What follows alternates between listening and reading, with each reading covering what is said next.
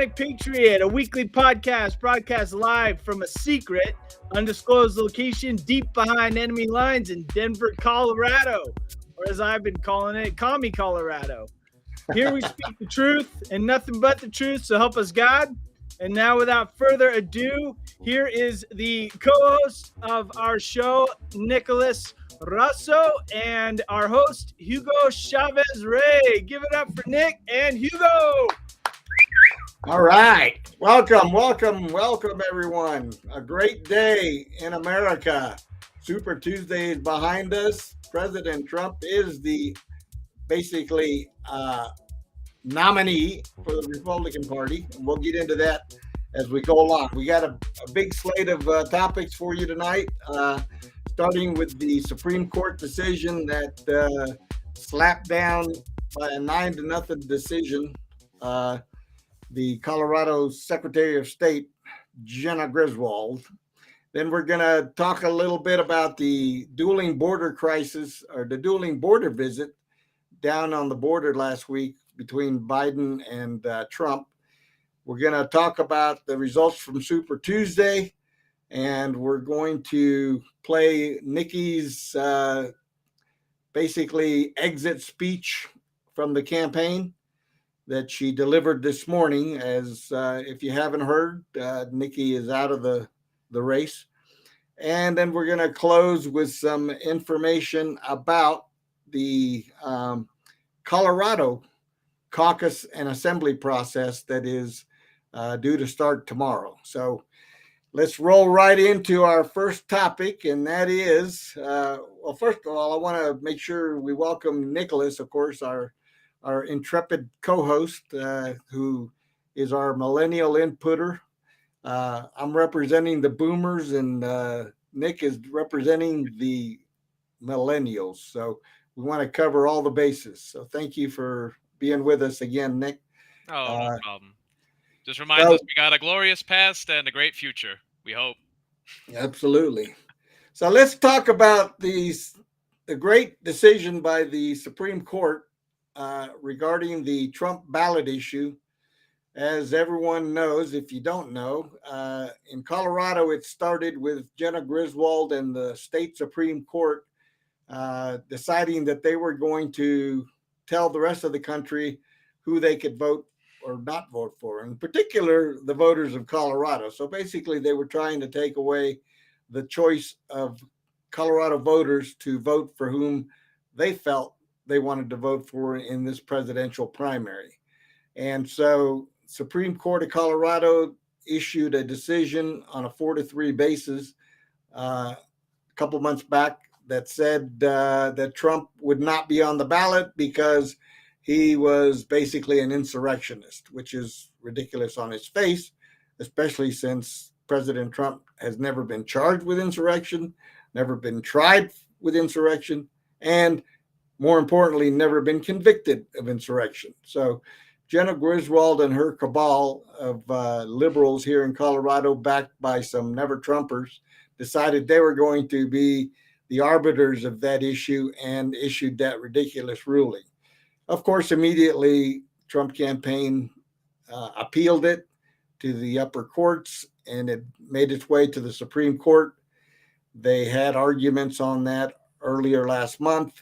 And just the other day, the Supreme Court ruled that and I think it was Monday they ruled that that the Trump candidacy, or Trump's name, would remain on the Colorado ballot, and also that ended all the other states that were trying to do the same thing. So basically, what they said is that that the states did not have the authority to determine who can or can't be on the ballot for a federal election. What are your thoughts on that, Nick? Well, I mean, first and foremost, it was the right decision. I mean, our lovely Secretary of State has this habit of trying to be the vanguard of certain very obviously failed liberal initiatives, and this is just another one of them. The Supreme Court of Colorado wanted to be the big heroes of the left and stop the evil orange man from even trying and this fervor turned into what looked like third world dictatorship style, political repression. Literally, it's like you are not allowed to vote for who you want. I mean, we literally saw this very comically with Russian candidates. It happens all the time in China. Um, it's very silly that they tried to imitate a third world country by saying, "Hey, we're just going to make sure you can't vote from all." I had a lot of young liberal friends who basically said, "Doesn't isn't this a terrible decision because it shows Republicans who to vote for and it shows Democrats that they can't win?" I mean, that was the message that was spread when our Supreme Court did this, How and did now they're they just come to confirming that they that never had a conclusion? chance. I'm curious how they would arrive at that conclusion, because this whole case basically centered around the 14th Amendment of the Yeah. Constitution, in particular Section 3, which deals with candidates that would be barred from running for office if they were declared an insurrectionist. Right, and it's like declared by who? By randos on the street? I mean, if I declare Joe Biden to be an insurrectionist, can he no longer be voted for? It was we're the important people. We say this happened in our state. So in our state, Trump is an insurrectionist. I mean, it was an overreach of power, charitably, and a very pathetic and desperate attempt to defeat a political opponent they can't beat in a way that they were very silly for thinking would even work. Well, I think this was a classic case of constitutional education. Yeah. And sadly, in this country, we have a lot of illiterates when it comes to the Constitution. Oh yeah, I was And- very lucky to have a constitutional law class growing up Yep. in high school. I was very lucky for that. And so Miss Jenna Griswold decided that Colorado was going to be the arbiter and tell the people who they can and can't vote for in a federal election. Well, unfortunately for Miss Griswold, the U.S. Constitution does not enumerate that power to the states. That is a congressional power only, and therefore her whole case and the 4 judges on the state Supreme Court here in Colorado were just left with egg on their face, because at least there were 3 judges, and I might point out the 3 judges that voted against this in Colorado were all Democrats. So at least we had 3 that decided they were going to side with the Constitution. Well, when it got to the Supreme Court, it was 9-0. There Exactly. was Democrat. Not even the crazy Obama appointees could tolerate That's putting what their name to that. that's what makes this even all the more powerful, because Sotomayor, Kagan, and Jackson are 3 of the most liberal justices we've ever had on the Supreme Court. And they couldn't do it. And even they couldn't bring themselves to say, no, this is right. They basically all voted together and said, no, Colorado, you cannot remove a presidential candidate from the ballot that is not within your purview nor within your power. And let's be honest, let's be very honest about this. A lot of this was just to continue to smear Donald Trump as the scary insurrectionist. Right. I think they kind of knew that this might fail, but they said, oh, well, if it does fail, at least it'll drag Trump's name through the mud. That's what all of these legal challenges really are. It's just to put egg on Donald Trump's face, and it's landing back on them, like you said. And at least in Colorado, they went through a court proceeding. Really. In Maine, the Yeah. Secretary of State there decided that she was going to be unilaterally powerful and said, Trump is off the ballot in Maine. Yeah, the Queen of Maine. I mean, that's really what she thought she was. And you're seeing this. I want to tell people, you're seeing this all over society. People think that they can become the little king of wherever they're at. Whether they're at a gas station, they want to just rule the place. This is a product of our leaders who tell people you are either on top or you are out of power. You are the little guy on the totem pole. What Republicans offer is to say, no matter where you are in the totem pole, you have rights. You should not be taxed heavily. You should be allowed to run your business. And this is just a very, very big example of how much they want to run your life. They want to even decide who you can vote for. Absolutely. All right. Well, from the Hispanic Patriot podcast to the U.S. Supreme Court, we thank you for standing up for the Constitution. Yes, thank you. All You're right, doing your job. Let's move on to what I'm calling the dueling visits to the border between Trump and Biden last week. I did a short interview with my friend George Rodriguez in San Antonio, and we discussed this topic. And here is the interview that we did a couple days ago.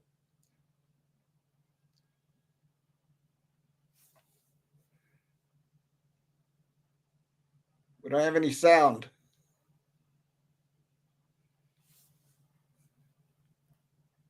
Getting that here. No sound, Peter.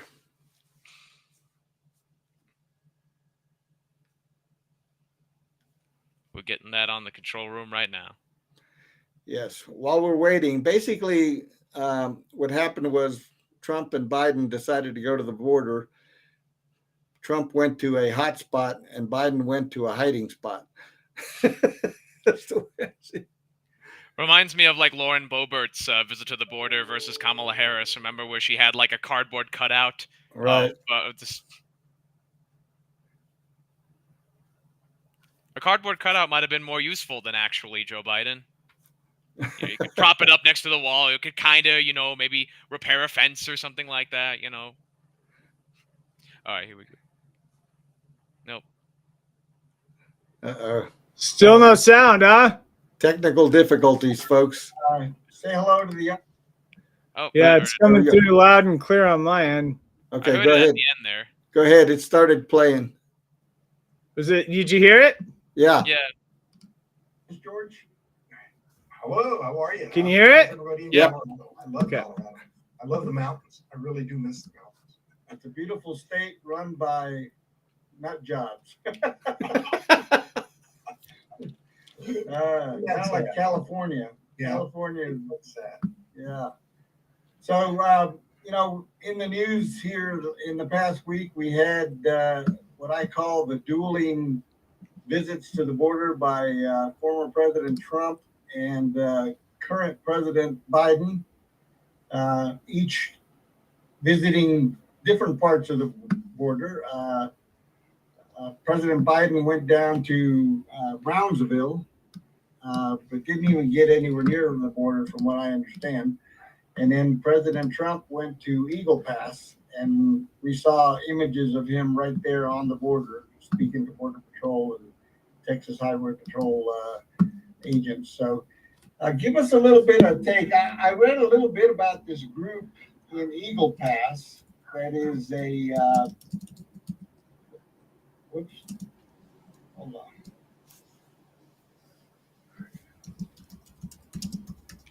The Eagle Pass Border Coalition.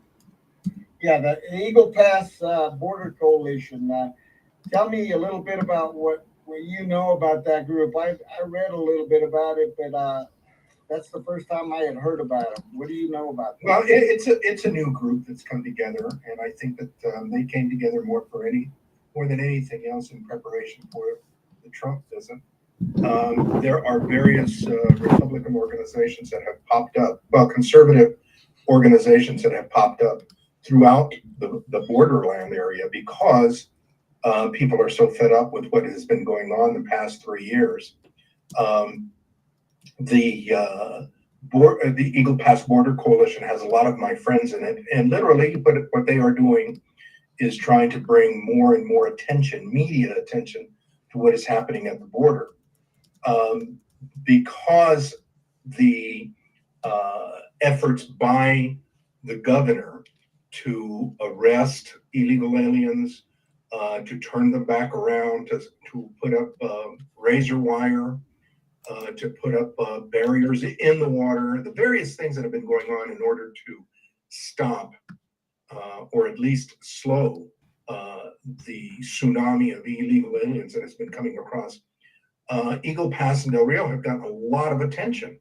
A couple of weeks ago, I hosted a French TV group that came in, and they wanted to go and look at the border. Now, previously I hosted a Finnish group from Finland So there's a lot of attention, and the Eagle Pass Border Coalition has come together to make sure that people hear the facts, because unfortunately we also know that folks like AOC, Ocasio-Cortez, the congresswoman from New York, she came down during the Trump administration. She came down and she posed literally in front of one of the holding stations, crying, or at least pretending to cry, and it became a very, very famous picture.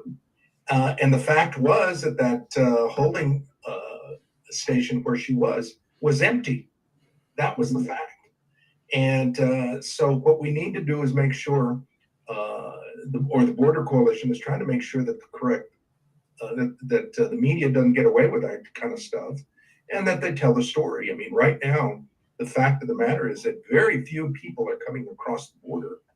And the reason because they are not coming across the border is because Biden, during the Christmas, during December, during the Christmas season, actually went down with several of his folks, including Mayorkas, and met with the president of Mexico and told him to stop the flow of illegal aliens into Texas. Now, into Texas, not stop the flow, period, but stop the flow into Texas. Why?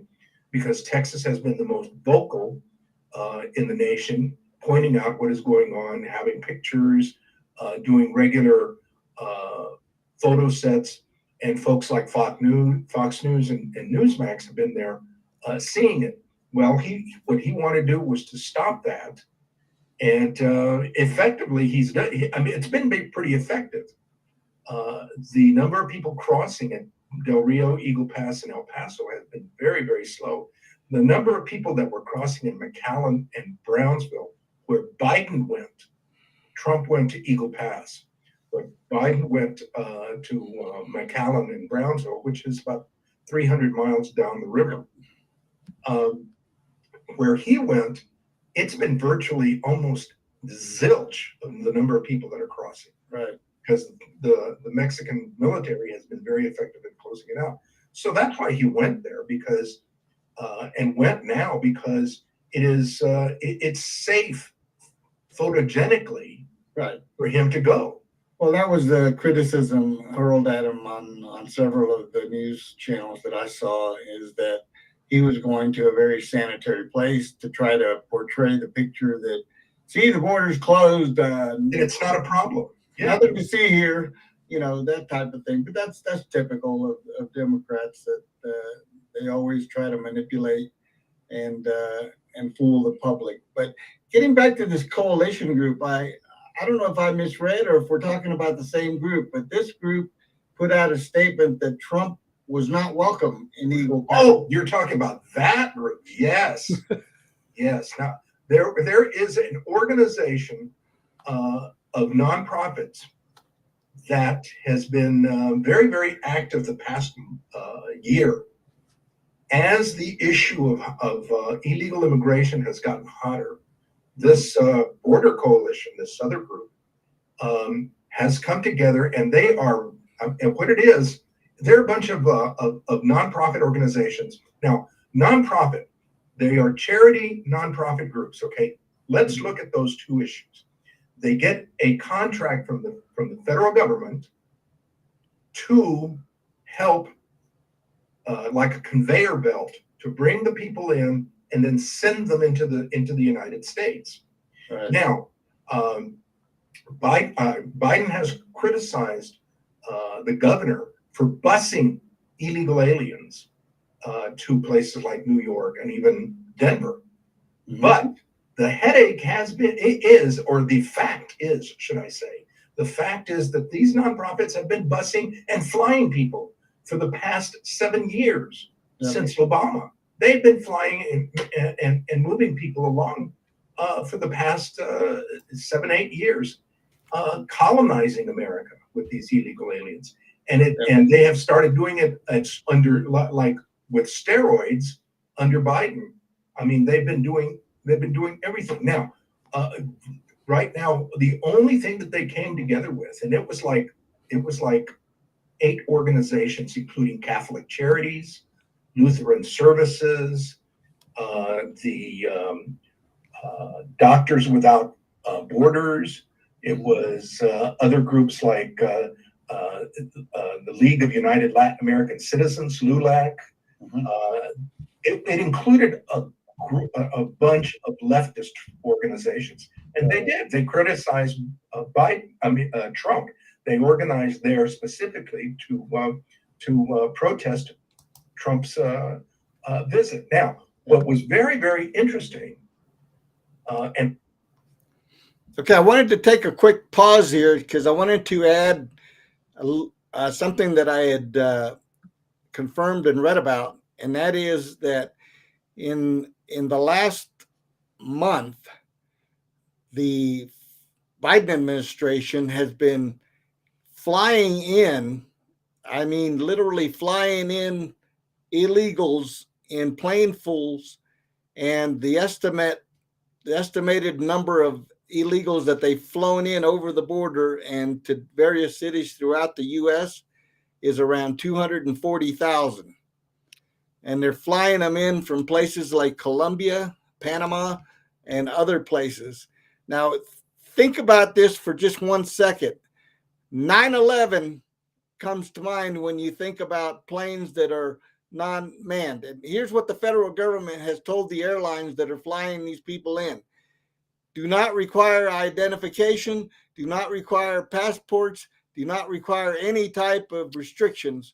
Just load them on the plane and fly them to the designated spots.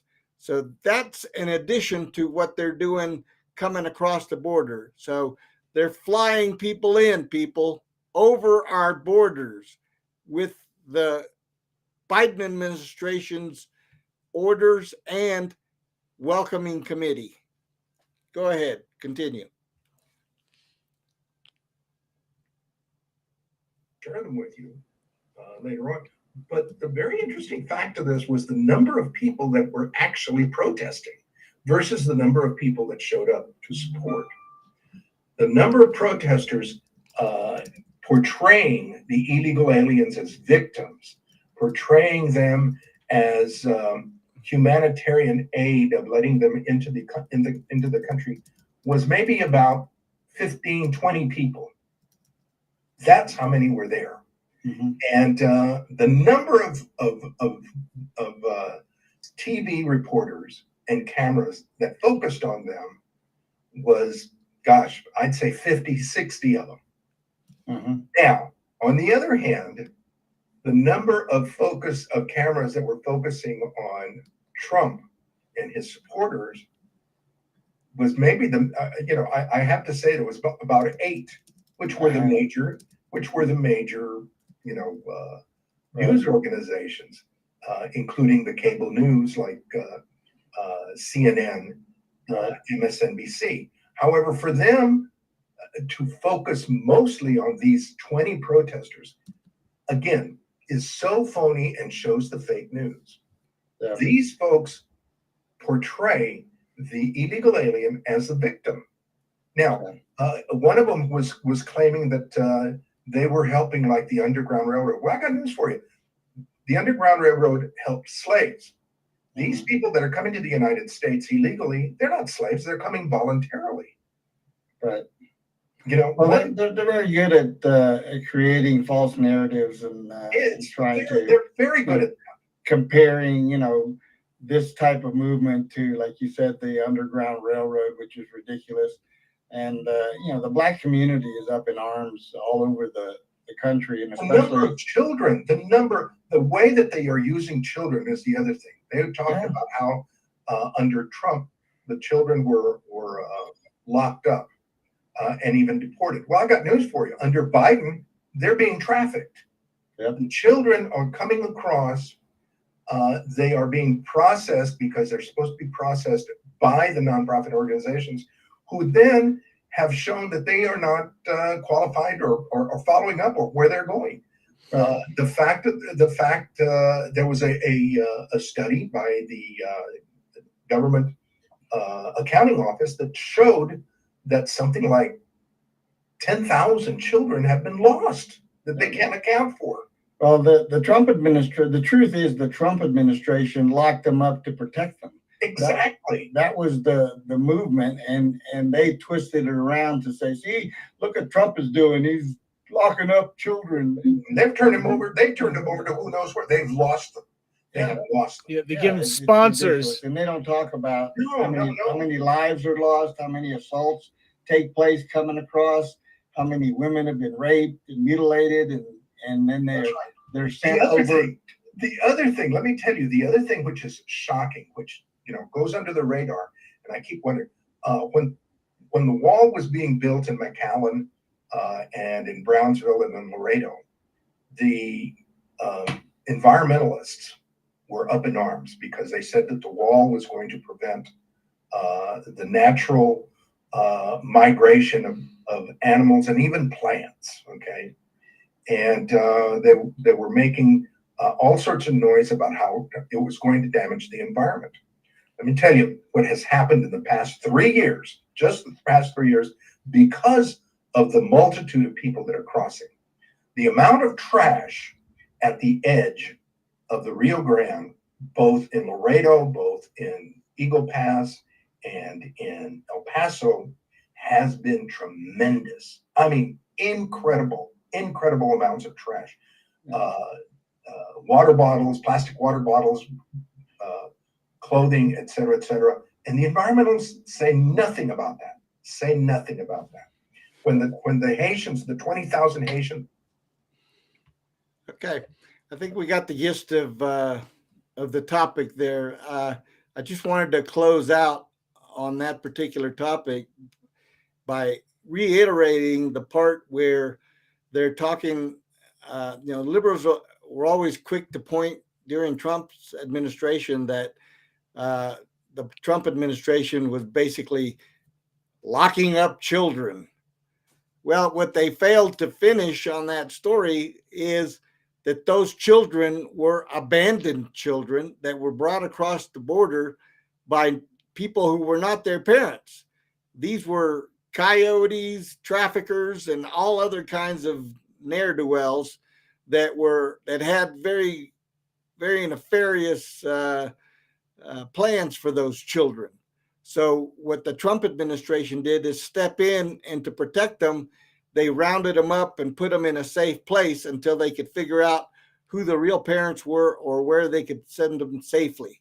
So that's the kind of false narrative that you hear from the left. I'll let you comment, Nick. Well, I think the most disgusting thing about the whole border issue is how one side, the Republican side, recognizes the real horror and problem like you just outlined. And the thing that is very disturbing about the left's view of that is they see nothing wrong. And we've all had a situation where something's wrong and somebody else is acting like there isn't even the slightest bit wrong, and you're actually, crazy for thinking it is, simply because they have a naivete about what's going on. There's a number of examples that you can have, but all of them point to the same thing: is that it's to hide what's going on. It's to make it look like that it's just people looking for a better life, that it's just a certain type of very acceptable group of people who are coming in. Whereas the truth is, just like with all humanity, there's an ugliness behind it. I mean, these people want us to believe that humanity's ugliness ends at the border. I'm sorry, I appreciate all of the lovely press that the liberals seem to think about us Hispanics, before we become citizens, and then we can go to the bottom of the totem pole as far as they're concerned. But they think we're angels before we show up, as long as we have the illegal status. No, there's ugliness in the societies that we come from too, and we're fighting it. I mean, look at El Salvador, look at Honduras, look at all these countries that are starting to fight back. Even Mexico is starting to fight back against the traffickers and cartels, and the left is so outdated in this country that they don't realize, hey, our own people back home, they're fighting this, and Republicans want to fight too. That means that's our allies. It's not like it was 20 years ago. And I want just one final little message here. We need to have a culture, Hispanic culture, that says we are too good for illegal immigration. We deserve to be citizens. If you want to be an American, if you don't want to be an American, you can go back home. But we've got to get away from this culture that we deserve some lower status. No. But they don't need to be. They don't need necessarily go back home. They can become legal residents. Right, exactly. No, of course. Nobody holding a gun to their head to become citizens. I mean, right. I was thinking about that Venezuelan guy we talked about a few weeks ago. Oh, I was my just goodness. so proud of that. That's what I'm saying. We got to get rid of that culture and the culture of allowing illegal immigrants to live in our communities en masse, because it really hurts our communities. We could do so much more as legal citizens. Help your friends get legal. Don't help them dodge the law. Right. That was huge when I was growing up. So I would like to see, helping to legally become citizens. Do not help your friends dodge the law and keep being illegal immigrants. They deserve better than that. And to close out, the liberals over at MSNBC and CNN were actually mocking the exit polling yesterday from Super Tuesday, where people were saying that the number one issue on their minds was immigration. And they were literally mocking those people and saying there's no border crisis, there's no immigration crisis. It's these people are beyond help, man. Because they don't see it as a national security and economic crisis. That's what we're going to start doing as Republicans. Remind people, hey, this is causing us economic, real damage, and it's a national security issue. God knows what China or Russia or North Korea could be sending or taking out of those borders that are right open. So, this is a national security issue. It's an economic issue, people. The left has to wake up on this. It should be bipartisan. They got to stop opposing common sense. Yep. So let's roll into Super Tuesday, which was yesterday. And as President Trump clearly laid out in his speech, is they call it Super Tuesday for a reason. President Trump swept through Super Tuesday, winning 15 of the 16 states by resounding margins. The only state that Nikki Haley was able to garner was Vermont, which I call Lower Canada, and it happens to be the home state of Bernie Sanders. So that should be enough to let you know what the mindset of the electorate is up there. But even with that, she barely squeaked by a victory. I think she ended up winning by maybe 3 or 4 points. But that should tell you something, that even in an ultra-liberal state like Vermont, Nikki Haley, and with all Democrats voting for her, she barely squeaked by a victory. So let's give Nikki the victory in Washington, D.C., where the electorate is 95% Democrat, and in Vermont, where it's pretty close to that too. So out of the states that are out of the 16 states, President Trump won 15 of the 16 states, which has never been done before in any presidential primary. He now sits, I forget the exact number, but he sits somewhere around 800 delegates now. And he only needs about 1,200 plus to secure the nomination. It's actually 1,000 right now, according to the Associated Press. Is it up to 1,000? Okay. That's what the AP says. Okay, so there you go. He's almost there. So Nikki Haley surprised no one this morning when she decided that I guess enough was enough, and probably because her money dried up, all her supporters probably said, "Okay, Definitely no more money for you, Nikki." What's there left to invest in? Yeah. So Nikki had an interesting exit speech this morning, which we'd like to play for you right now. Presidential candidate Nikki Haley is dropping out of the race. She's speaking right now. Let's listen. Was grounded in my love for our country. Just last week, my mother, a first-generation immigrant, got to vote for her daughter for president. It's frozen. There we go. Only in America. I am filled with the gratitude for the outpouring of support we've received from all across our great country. But the time has now come to suspend my campaign. I said I wanted Americans to have their voices heard. I have done that. I have no regrets. And although I will no longer be a candidate, I will not stop using my voice for the things I believe in. Our national debt will eventually crush our economy. A smaller federal government is not only necessary for our freedom, it is necessary for our survival. The road to socialism is the road to ruin for America. Our Congress is dysfunctional and only getting worse. It is filled with followers, not leaders. Term limits for Washington politicians are needed now more than ever. Our world is on fire because of America's retreat. Standing by our allies in Ukraine, Israel, and Taiwan is a moral imperative. But it's also more than that. If we retreat further, there will be more war, not less. As important, while we stand strong for the cause of freedom, we must bind together as Americans. We must turn away from the darkness of hatred and division. I will continue to promote all those values, as is the right of every American. I sought the honor of being your president, but in our great country, being a private citizen is privilege enough in itself. And that's a privilege I very much look forward to enjoying. In all likelihood, Donald Trump will be the Republican nominee when our party convention meets in July. I congratulate him She's a genius. and wish him well. I wish anyone well who would be America's president. Our country is too precious to let our differences divide us. I have always been a conservative Republican and always supported the Republican nominee. But on this question, as she did on so many others, Margaret Thatcher provided some good advice when she said, quote, "Never just follow the crowd. Always make up your own mind." It is now up to Donald Trump to earn the votes of those in our party and beyond it who did not support him. And I hope he does that. At its best, politics is about bringing people into your cause, not turning them away. And our conservative cause badly needs more people. This is now his time for choosing. I end my campaign with the same words I began it, from the book of Joshua. I direct them to all Americans, but especially to so many of the women and girls out there who put their faith in our campaign.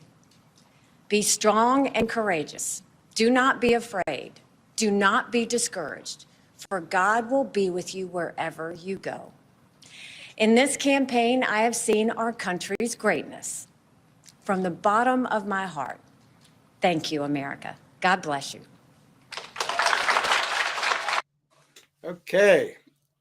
I'll give you first shot. What's your takeaway from that speech there, Nick? Well, the first thing I want to do is complete the Thatcher quote, because there's more to that quote, actually. It's get the crowd to follow you. If you can't, that's actually the quote is, don't just go with the crowd, think for yourself. And if necessary, get the crowd to follow you. Well, clearly you didn't do that. So it's an interesting quote that she uses, you know what I mean? Because she wasn't, that was the whole, you had one job, Nikki, get the crowd to follow you. And I think it's interesting, the last little bit that she tacked on at the end of, well, we need more people in our movement. I think what she's trying to say is, treat me like Ron DeSantis. Take me back. Have a space in your party for me if my donor money dries up.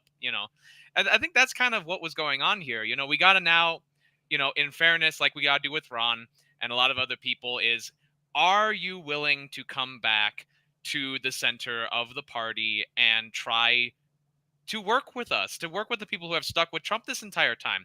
We were the ones who got it right, and we're not bragging. We're asking you to respect us for knowing what the right decision was. We knew that Trump was going to be the nominee. We know that he's the one who could unite everyone that needs to be united. No, she's talking about more people need to be in our movement. Let's talk about Hispanics. Let's talk about Black communities who support Trump more than anyone else in the field, who supported Trump more than anyone else in the field. So, she's got to follow her own advice in every single regard. She's got to follow it on the Margaret Thatcher quote. If she can't get the people to follow her, she's got to bring her people to Trump. Because that's really what I'm worried about, honestly, is people who are ticked off that their candidate didn't win, staying home in the election in November, because that's what happened in 2020. I mean, they absolutely, fixed that thing to hell and back, but we didn't get over the line of that fixing, partially because people stayed home who were bitter. And I think it's time for any Republican, no matter who you are, stop being bitter. Trump is the guy.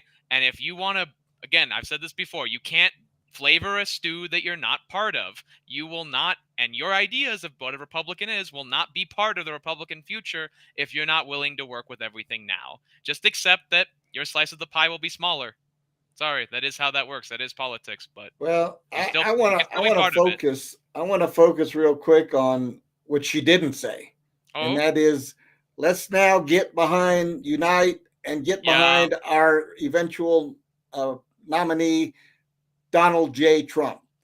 And I encourage all my voters to support President Trump in his bid no. for reelection. She wants Trump to give them something first. She wants Trump to give her something before she does that. It's a very slick political play. Okay, she has stated that she's not interested in a third-party run, but the cabal at the what's that group? No Labels. The No Labels group is already after her to become their nominee. Begging. So it's going to be interesting to see if she caves to that group of Republicans who are not supportive of Trump and want to stop him at all costs. Their own leader has said, "We are not done. We are determined to keep Trump from becoming president." It's just so ridiculous. I mean, and he's to broken me- the back of their strategy. They lost at the Supreme Court. They've lost at the primary. I mean, every single obstacle they have had to deal with Trump is gone now. They now need to come up with a new strategy. It'll be interesting to see what they try to do. Well, it's similar to that Jamie Raskin, whatever his name is, over in the Senate. That is immediately after the Supreme Court ruled that the Colorado issue null and void, said that, okay, the Supreme Court now has told the Congress that it's up to us to keep him off the ballot. Yes. Or if he is elected, Congress can act after the election and prevent him from being sworn in as they can do the same thing that Trump tried to do to Biden and admit that it was totally legal to begin with. Right. Like, maybe they could have their own insurrection. We could all just hold hands and That's not it. That's not calling for insurrection at all. No, I hope they don't do it at all. It's a bad idea. We didn't do it either. It was. It's just, nobody's. I just think Nikki needs to reflect, and hopefully she'll get some better advice, and maybe in the coming days she'll decide that she didn't say enough and come back and eat the crow that she earned, and basically do what most candidates do when they lose. They walk across, they shake hands and say, "Good race." I heard it on the radio today. The comparison to two football coaches that play a championship game, and the losing coach walks across the field and shakes the hand of the winning coach and says, "Good job," and congratulates. But she didn't do that today. It was all about her and all about her supposed campaign and the people that were backing her, which are either Democrat or never Trumpers. That's the only people that like the people she won in DC and Vermont, actually. Yep. Fun fact about Vermont: Vermont actually was its own country for a short time, declared itself independent around our independence, and came back. So they act like it. You know what I mean? They're a bit different. I'm switching. I'm sticking with that moniker, Lower Canada. And I even encourage President Trump to gift Vermont to Trudeau when he becomes president. We can trade it for the West Coast. Connect Alaska to to Washington State. A lot of those people would love to be part of America. They don't like Trudeau. Western Canada is very much like Texas in a lot of ways. I know some Canadians that would love to be annexed by America. We'll be in talks about that. That would be great. Yep. We'll all get rid of some problems together. All right. So with that, to any fans in Vermont, we'll see how things shake out. But we're now, I think, officially into the general election season. There are more primaries, of course, that are going to happen between now and June, but it's a foregone conclusion. Trump is going to sweep them all and basically have the number of delegates sewn up before the convention in July. And Biden's got his delegate. He's got his primary all locked up. You know, the only person he's had is Marianne Williamson, which is very But you sad. know, Democrats interesting. have only them. The interesting part about the Democrat primaries, though, is the number of non-committal votes in certain states. In North Carolina, the 12% of the votes by Democrats was non-committal. That's a huge problem for the Biden administration. Yeah, they'll turn out. Their turnout in the general. That's what that is. And that's not even counting the exodus from the Democrat Party by Hispanics and blacks. Yep. So this thing now, you know, I'm in the camp of being cautiously optimistic. I'm not going to sit here and try to paint a rosy picture that everything's going to be peachy keen between now and November 5th. Looks good. It's got to be good. But we have to keep on our toes as Republicans, encourage people to vote, and those that aren't voting, shame on them, because this is their country too, and they need to be able to use their vote, which is a privilege. It is a privilege to be able to vote in this country. And people that decide not to vote because they want to throw a tantrum, shame on them. Yeah. Go and have your voice heard. You're a citizen of this country. Never forget that.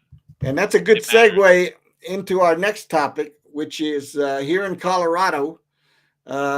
We are rolling into our caucus, which is tomorrow. There are some districts that are going to hold them on Saturday, but the majority of them are going to be tomorrow. And for those of you that are not familiar with caucus, basically caucus is a meeting of the individual districts that are made up of precincts. Now, personally, I am a precinct committee person for my precinct and have been for better part of 12 years, I think. So basically, a precinct committee person is kind of like the captain of that precinct that disseminates information to the registered Republican voters in their precinct. And they encourage them to not only vote, but volunteer, donate, do whatever is their part to help elect Republican candidates. So the purpose of the caucus is to get precincts, and most the districts will have multiple precincts meeting at one location, as is mine, and I know is yours as well, Nick. So basically, the meeting is then broken up by precincts, and each precinct will meet with however many people show up from each precinct and go through the rules and go through the process of electing a new PCP if necessary, electing delegates to the county assembly, and then taking applications from those that want to become delegates to the state assembly. Now, those people will be voted at the county assembly. So you go to caucus, you go to county assembly, and then you go to state assembly. State assembly this year, because it's a presidential year, we're going to be electing national delegates to go to the national convention in Milwaukee in July. So Colorado has 37 delegates. So we elect 37 delegates and 37 alternates. The alternates go to the convention, but are not seated unless there is a missing person from the delegate count. So it's a 1-for-1 thing, and then they get ranked according to votes. So 1 through 37. If a delegate is not available and we don't have a full body of delegates on the floor at any given time, the chairman of the delegation will select someone from the alternates and in the order that they're listed. So number 1 would go first to fill a vacancy, number 2, and so forth. And that can go back and forth depending on, let's say, a delegate doesn't show up for a particular vote, the chairman can take an alternate delegate to fill that slot so that they have a full body of delegation on the floor. And then when that vote is done, if the original delegate shows back up, then that alternate goes back to the alternate pool. So that's kind of how the process works. In the state, you're going to go from your caucus to your county. At the county, you can run for state delegate within your district. They'll vote you in, and you become a delegate, and the paperwork is submitted to the state. And on the day of state assembly, which is April the 6th, I believe. Don't hold me to that, but basically, the state assembly this year is going to be in Pueblo, and that's where all the delegates from around the state will meet and vote on resolutions, vote on candidates to be on the general election ballot for various races, all the way from local races to state races to federal races. So in that process, we will decide people to be on the ballot in June for the primary, for the Republican primary. So that's kind of the process of how it's done. Now, as I mentioned earlier, there are several people, for example, in Congressional District 4, that have decided that they're going to petition onto the ballot in June. So what that means basically is there's two ways to get on the ballot. One is you're elected through your state assembly, in which you have to get at least 30% of the vote in order to be qualified to be on the ballot.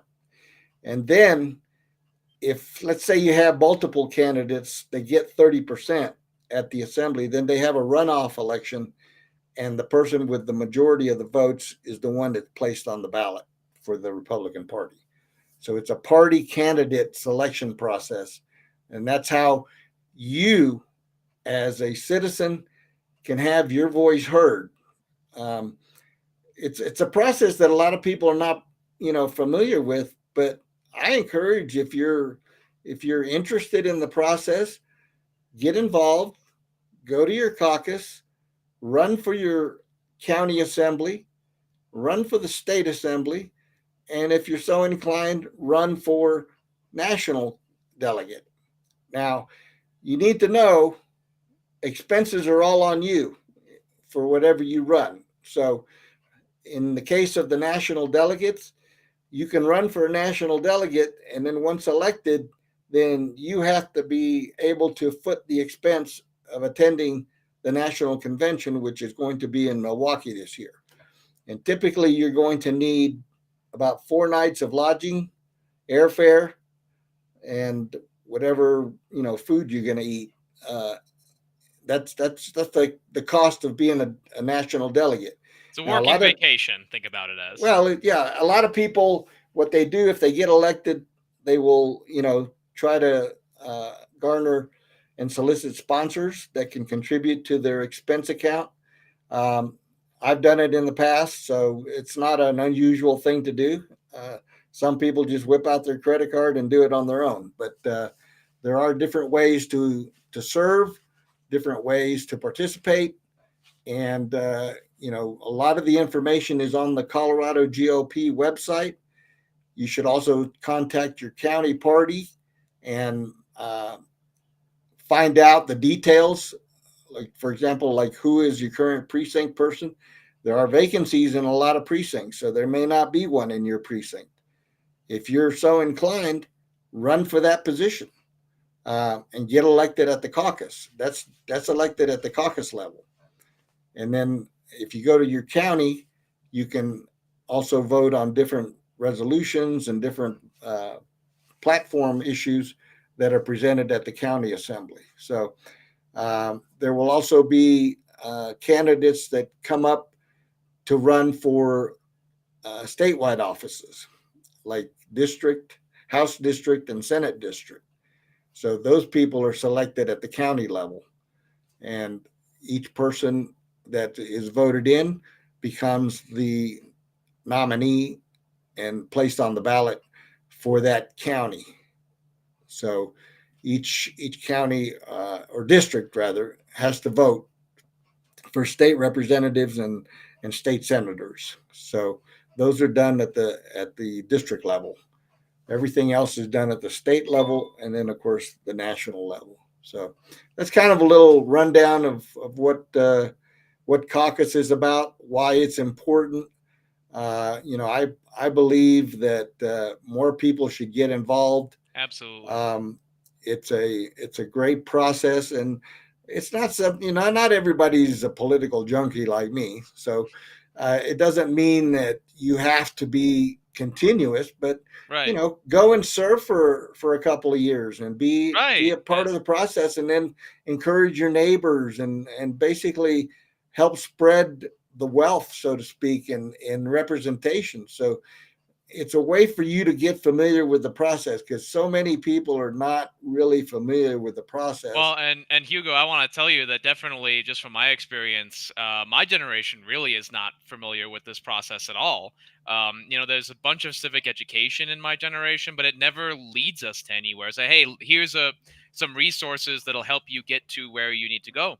My favorite Catholic writer, Charles Kulob, has a phrase for the kind of opportunity you have as a young person. It's called the tyranny of the involved. If you're involved, there's not a whole lot of other people that are involved in a lot of smaller organizations of our politics. So you absolutely can go in there. And if you think that you've got the right stuff, don't be afraid to try to, express yourself, because you absolutely can find out that you might be a community leader somewhere inside of you. This is a great, very easy sort of entry level way to experience that and to serve your community on top of it. You really can end up meeting a lot of friends and connections, or people in your community you had no idea had the kind of connections, influence, and interests that you might have. So if you're young, do not feel any barrier to being part of this process. Like I said, I'm going to be going to my all of the caucus assemblies because it's just such a great way to get involved in your state. It's a really wonderful process. Right. I'm glad we have it here. Well, it also goes to the point that a lot of young people, have a thing of saying, "Hey, my voice is not heard," or "I don't have a voice." It's not going to matter. It's like, you got to make it matter. This is how you make it matter. This is your opportunity to get involved and have a voice. Right, and I'll be the last person to say that I think millennials have it easy. I'm definitely breaking ranks kind of in a lot of ways by saying I do think our generation has it very, very hard uniquely, but I think that we make it hard on ourselves by accepting the situation that we believe that we are in. You absolutely, if you feel 6 feet under, keep digging until you see light at the end of that, tunnel that you're digging up to the surface, out of that place of, like I said, low totem pole. Yep. You don't feel that way. You reach out. Yes. Reach out, and somebody will take your hand and pull you up. They will. No, you will find people who they will see what you have as a young person, and they will love it. There's not enough young people in politics, let alone the Republican Party. You will be noticed. You can have a voice. You can have a chance. Go for it. Don't let anything stop you. Absolutely. All right. So we're almost out of time, but I wanted to give a quick promo to next week's show. We have a very special guest. That's Mr. Jimmy Sengenberger, who is a young millennial whom I've known for a lot of years.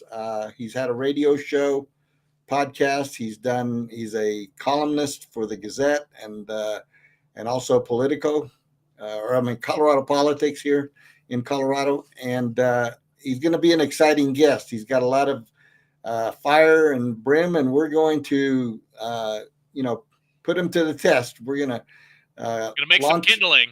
We're gonna make some connections there, and I believe that it's going to be one of our best shows ever. So we'll put out we'll put in some promos for that. But if you're watching, spread the word.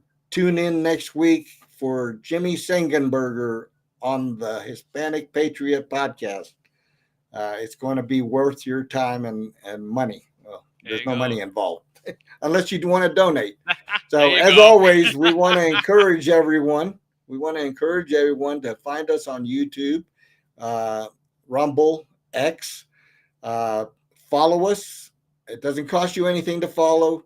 Like our posts or like our videos, and help us grow in subscribers. Subscribe specifically on YouTube so that we can help us grow our base on subscribers. So without further ado, don't forget, visit our website, www.hispanicpatriot.com, and give us your feedback. All our podcasts are posted there, and you can see other videos and information there as well. So thank you again for tuning in tonight. Nick, have a good evening, and we'll report on caucus, and everybody that's out there, go to your caucus meeting. Do it, folks. Thank you. God bless you, and God bless America. God bless everybody, folks.